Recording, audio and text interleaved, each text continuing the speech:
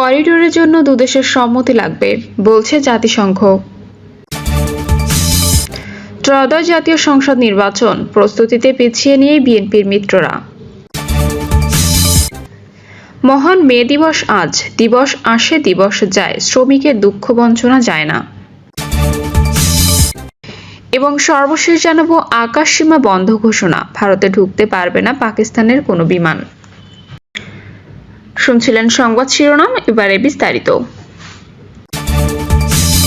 করিডোরের জন্য দুদেশের সম্মতি লাগবে বলছে জাতিসংঘ। রাখাইন রাজ্যের বেসামরিক নাগরিকের জন্য মানবিক সহায়তা পাঠাতে করিডোরের বিষয়ে বাংলাদেশ ও মিয়ানমারের সম্মতি প্রয়োজন বলে জানিয়েছে জাতিসংঘ। ঢাকার জাতিসংঘের আবাসিক সমন্বয়কারী কার্যালয়ের সমকালকে এক বিবৃতিতে জানায়, বাংলাদেশের জাতিসংঘ রোহিঙ্গা শরণার্থীদের সহায়তা অব্যাহত রেখেছে। একই সঙ্গে রাখাইনে মানবিক পরিস্থিতির অবনতি নিয়েও উদ্বিগ্ন তারা। জাতিসংঘ অন্য অংশীদারকে সঙ্গে নিয়ে রোহিঙ্গাদের আশ্রয়দাতা হিসেবে বাংলাদেশের প্রতি আন্তর্জাতিক সম্প্রদায়ের সমর্থন জোরদার করবে। বাংলাদেশ থেকে মিয়ানমার সীমান্ত পেরিয়ে যে কোনো মানবিক সহায়তা বা সরবরাহের জন্য প্রথমে দুই সরকারের মধ্যে সম্মতি প্রয়োজন। সীমান্ত অতিক্রম করে সহায়তা দেওয়ার জন্য জাতিসংঘের সংশ্লিষ্ট সরকারগুলোর অনুমতি নেওয়ায় আইনি বাধ্যবাধকতা রয়েছে। এটি ছাড়া জাতিসংঘের সরাসরি ভূমিকা সীমিত। পররাষ্ট্র মন্ত্রণালয়ে গত রোববার এক ব্রিফিংয়ে পররাষ্ট্র উপদেষ্টা মোহাম্মদ তৌহিদ হোসেন বলেছিলেন, নীতিগতভাবে আমরা রাখাইন রাজ্যে মানবিক করিডোরের ব্যাপারে সম্মত, কারণ এটি একটি মানবিক সহায়তা সরবরাহের পথ হবে। তবে আমাদের কিছু শর্ত আছে, সেই শর্ত যদি পালন করা হয় অবশ্যই আমরা জাতিসংঘের তত্ত্বাবধানে সহযোগিতা করব। এই খবর চাউর হলে রাজনৈতিক অঙ্গনে আলোচনা সমালোচনা শুরু হয়। সরকারের এমন সিদ্ধান্ত বাংলাদেশের সার্বভৌমত্ব ও জাতীয় নিরাপত্তা বিঘ্নের শঙ্কা রয়েছে। রাজনৈতিক দলগুলোর সঙ্গে আলোচনা ছাড়া সরকার কিভাবে এই সিদ্ধান্ত নিয়েছে তা নিয়ে প্রশ্ন উঠেছে। তথাকথিত মানবিক করিডোর স্থাপন নিয়ে জাতিসংঘ বা অন্য কারো সঙ্গে বাংলাদেশ সরকারের আলোচনা হয়নি বলে দাবি করেছেন প্রধান উপদেষ্টার প্রেস সচিব শফিকুল আলম। ত্রয়োদশ জাতীয় সংসদ নির্বাচন প্রস্তুতিতে পিছিয়ে নেই বিএনপির মিত্ররা। ত্রয়োদশ জাতীয় সংসদ নির্বাচনের দিনক্ষণ এখনও চূড়ান্ত হয়নি, ঘোষণা হয়নি সুনির্দিষ্ট রোডম্যাপ। বেশিরভাগ রাজনৈতিক দলের দাবি ডিসেম্বরের মধ্যেই নির্বাচন সম্ভাব্য। এই সময় ধরেই মাঠে নেমেছে দলগুলো। গণসংযোগ সহ ভোটারদের আস্থা অর্জনে নানা কর্মসূচি পালন করছেন নেতারা। প্রস্তুতিতে পিছিয়ে নেই বিএনপির মিত্ররাও। সম্ভাব্য প্রার্থীরা নিজ নিজ এলাকায় জনসম্পৃক্ত কর্মসূচি ও সামাজিক কর্মকাণ্ডে অংশ দিচ্ছেন নানা প্রতিশ্রুতিও। তবে বিএনপির সঙ্গে মিত্রদের আসন সমঝোতা না হলেও শীর্ষ পর্যায় থেকে সবুজ সংকেত পেয়ে এলাকায় ব্যস্ত সময় পার করছেন বলে বেশ জানা গেছে। নেতারা বলছেন, অন্তর্বর্তীকালীন সরকার নির্বাচনী তফসিল ঘোষণা করলে আসন সমঝোতার বিষয়টি নিয়ে আলোচনা হবে। তার আগে মাঠ সাজানোর প্রস্তুতি নিচ্ছেন। জনগণের চাওয়া পাওয়াকে প্রাধান্য দিতে নিজ নিজ এলাকা নিয়ে নানা কর্মপরিকল্পনা তৈরি করছেন। একই সঙ্গে নিজেদের ভাবমূর্তি ধরে রাখতে চেষ্টা চালিয়ে যাচ্ছেন। তারা আরো বলেন, বিএনপি জোটগতভাবে ভোট করবে কিনা তা নির্বাচনের তারিখ ঘোষণার পর সিদ্ধান্ত নেবে বলে তাদের জানানো হয়েছে।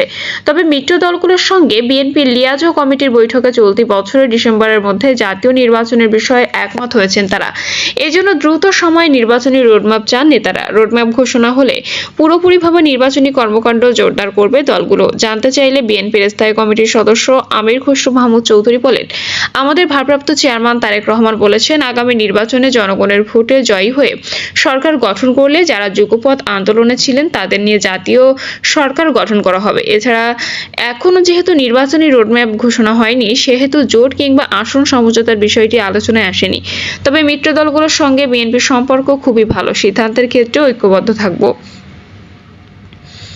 মেট্রো দলগুলোর শীর্ষ নেতাদের মতে আগামী জাতীয় সংসদ নির্বাচনে জোটগতভাবে হলে ঢাকায় অন্তত 3টি আসন তারা চাইবেন। তাদের প্রত্যাশা, শিগগিরই নির্বাচনের সুস্পষ্ট রোডম্যাপ প্রকাশ করবে সরকার। নির্বাচনী প্রস্তুতি নিচ্ছেন এমন নেতারা বলেন, বিগত 1.5 দশকের বেশি সময় ভোটাররা ভোট দিতে পারেনি। ফ্যাসিস্ট সরকারের এমপি মন্ত্রীরা কেউ ভোটারদের কাছে যায়নি, জনগণের সমস্যার কথাও কেউ শোনেনি। আগামীতে সুষ্ঠু নির্বাচন হলে জনগণ তাদের ভোটাধিকার প্রয়োগের সুযোগ পাবে। ভোটাররা তাদের পছন্দের প্রার্থীকে নির্বাচিত করবে। আগামী নির্বাচন সুষ্ঠু ও গ্রহণযোগ্য হবে এমন আশা করেই মাঠে নেমেছেন মিত্র দলগুলোর শীর্ষ নেতারা। পাড়া মহল্লায় বাড়ি বাড়ি গিয়ে সাধারণ মানুষের আস্থা অর্জনের চেষ্টা করেছেন তাদের অনেকেই। বৃহৎ রাজনৈতিক দল বিএনপি কেন্দ্র থেকে প্রতিটি জেলায় মিত্র দলগুলোর শীর্ষ নেতাদের সহযোগিতা করার জন্য তাদের নেতাকর্মীদের বলেছে। মাহমুদুর রহমান মান্না বলেন, নিয়মিতই এলাকার নেতাকর্মী ও জনগণের সঙ্গে যোগাযোগ হচ্ছে, সভা সমাবেশ করছি, এলাকায় বিভিন্ন স্থানে গণসংযোগ করেছি। তবে নির্বাচনী রোডম্যাপ ঘোষণা হলে পুরোপুরি নির্বাচনী প্রস্তুতি শুরু হবে। সাইফুল হক বলেন, দলগতভাবে আন্দোলনের মধ্য দিয়ে পার্টির এবং নেতৃত্বের এক ধরনের পরিচিতি হয়েছে। 2018 সালে আমরা যেসব অঞ্চলে নির্বাচন করেছিলাম সেসব অঞ্চলের সঙ্গে আরও কিছু নতুন এলাকায় জোর দিচ্ছি। এখন গণসংযোগ, ছোট ছোট মিটিং, এই কাজগুলো আমরা করছি। দ্বিতীয়ত, পার্টিগতভাবে নির্বাচনের পুরো তালিকা আমরা এখনও চূড়ান্ত করিনি। চেষ্টা করব গণতন্ত্র মঞ্চগতভাবে আলাপ করার জন্য। তিনি বলেন, বিএনপির সঙ্গে আমরা যুগপৎ আন্দোলনে ছিলাম, তাদের সঙ্গে নির্বাচনে বৃহত্তর কোনো সমঝোতা হবে কিনা সেটা নিয়ে এখনো কোনো আলোচনা হয়নি। হয়তো নির্বাচনের শিডিউল এগিয়ে আসলে তখন এটা নিয়ে আমরা সবার সঙ্গে কথাবার্তা বলবো।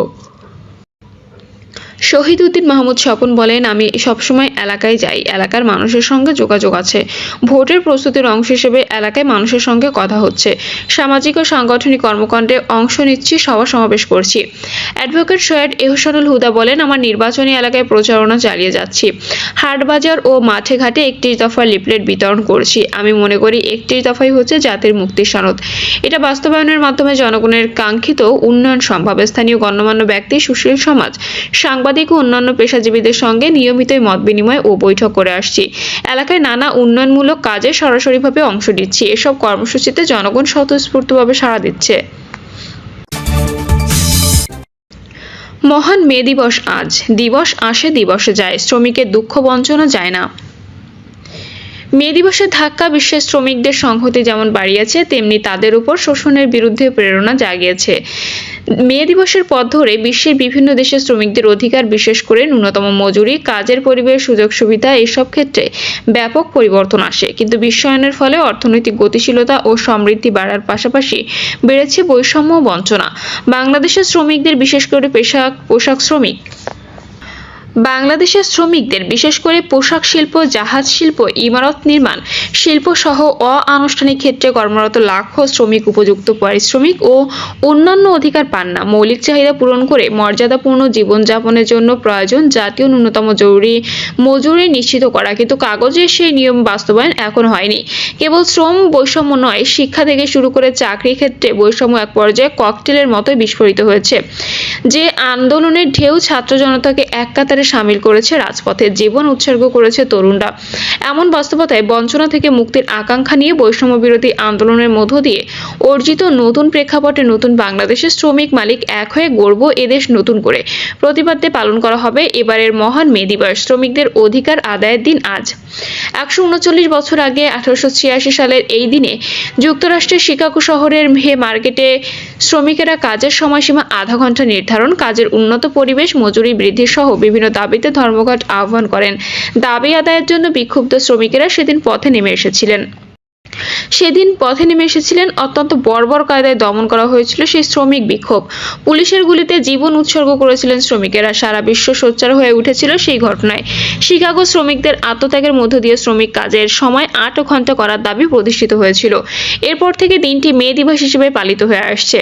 দিবসটি উপলক্ষে প্রধান উপদেষ্টা এক বাণীতে বলেছেন, বিশ্বের শ্রমজীবী মানুষের সঙ্গে সংহতি প্রকাশ করতে দেশব্যাপী যথাযোগ্য মর্যাদায় মহান মে দিবস 2025 পালন করা হচ্ছে জেনে আমি অত্যন্ত আনন্দিত। দৈনিক 8 ঘন্টা শ্রম, ন্যায্য মজুরি ও শ্রমের মর্যাদা আদায়ের লক্ষ্যে 1886 সালের 1 মে মার্কিন যুক্তরাষ্ট্রের শিকাগো শহরের হে মার্কেটে শ্রমিকদের রক্তাক্ত সংগ্রামের মধ্য দিয়ে শ্রমিক ও শ্রমের মর্যাদা সম্মানের সঙ্গে বিশ্বময় স্বীকৃতি লাভ করে। এই দিবসে আদায় হয়েছে শ্রমিকদের ন্যায্য অধিকার। সেই প্রেক্ষাপটে এটি শুধু একটি সাধারণ দিবস নয়, শ্রমজীবী মানুষের অধিকার আদায়ের আন্দোলন সংগ্রামের অনুপ্রেরণার উৎস। আকাশসীমা বন্ধ ঘোষণা, ভারতে ঢুকতে পারবে না পাকিস্তানের কোনো বিমান। জম্মু ও কাশ্মীরের পেহেলগামে সন্ত্রাসী হামলার জেরে পাকিস্তানের জন্য আকাশসীমা বন্ধ করে দিয়েছে ভারত। এর 6 দিন আগে পাকিস্তান ভারতীয় বিমান সংস্থাগুলোর জন্য তাদের আকাশসীমা বন্ধ করার সিদ্ধান্ত নিয়েছিল।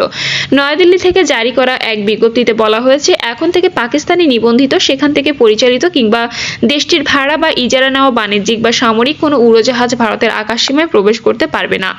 এক প্রতিবেদনে এনডিটিভি জানিয়েছে, বুধবার থেকে এই সিদ্ধান্ত কার্যকর হবে। এই নিষেধাজ্ঞা আগামী 23 মে পর্যন্ত বহাল থাকবে এবং পরিস্থিতির উপর নির্ভর করে এটি পরিবর্তনও করা হতে পারে। প্রিয় দর্শক, এই ছিল এখনকার সর্বশেষ সংবাদ। আপডেট সব সংবাদ পেতে চ্যানেলটি সাবস্ক্রাইব করে বেল আইকনটি ক্লিক করে রাখুন।